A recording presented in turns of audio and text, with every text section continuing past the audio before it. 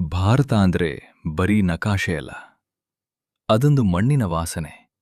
ಆದರೆ ಈ ಮಣ್ಣಿನ ಮಕ್ಕಳು ಎಲ್ ಬೆಳಿತಾರೆ ಗೊತ್ತಾ?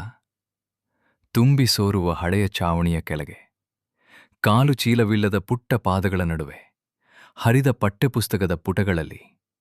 ಅವನಿಗೆ ಬೆಂಚಿಲ್ಲ, ಈ ನೆಲವೇ ಸಿಂಹಾಸನ. ಅವನಿಗೆ ಈಸಿ ಇಲ್ಲ, ಕಿಟಕಿಯಿಂದ ಬರುವ ಆ ಹಳ್ಳಿಯ ಗಾಳಿಯೇ ಪ್ರಾಣವಾಯು.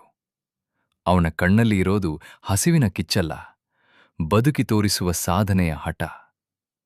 ಆದರೆ ನಗರದ ದೊಡ್ಡ ಶಾಲೆಗಳಲ್ಲಿ ಮಕ್ಕಳಿಗೆ ಬಡತನ ಅನ್ನೋದು ಕೇವಲ ಒಂದು ಪ್ರಬಂಧ ಅಷ್ಟೇ. ಅಲ್ಲಿ ವಾಟರ್ ಫಿಲ್ಟರ್ ಇದೆ, ಆದರೆ ನೀರಿನ ಬೆಲೆ ಗೊತ್ತಿಲ್ಲ. ಅಲ್ಲಿ ಸ್ಮಾರ್ಟ್ ಬೋರ್ಡ್ ಇದೆ, ಆದರೆ ಬದುಕಿನ ಪಾಠವಿಲ್ಲ.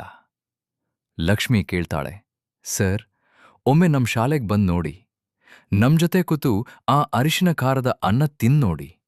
ಅವಾಗ್ ಗೊತ್ತಾಗತ್ತೆ ನಿಜವಾದ ಜೀವನ ಅಂದ್ರೆ ಏನು ಅಂತ. ಒಬ್ಬ ಮಂತ್ರಿ ಮಗ ಅಲ್ಲಿಗ್ ಹೋದ. 3ನೇ ದಿನ ಅವನು ತನ್ನ ಟಿಫನ್ ಶೇರ್ ಮಾಡಿದ.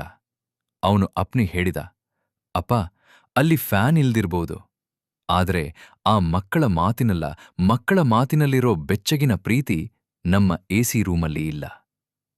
ನೆನಪಿರ್ಲಿ, ಸರ್ಕಾರಿ ಶಾಲೆ ಅಂದ್ರೆ ಬರೀ ಬಿಲ್ಡಿಂಗ್ ಅಲ್ಲ, ಅದು ನಮ್ಮ ದೇಶದ ಬೇರು.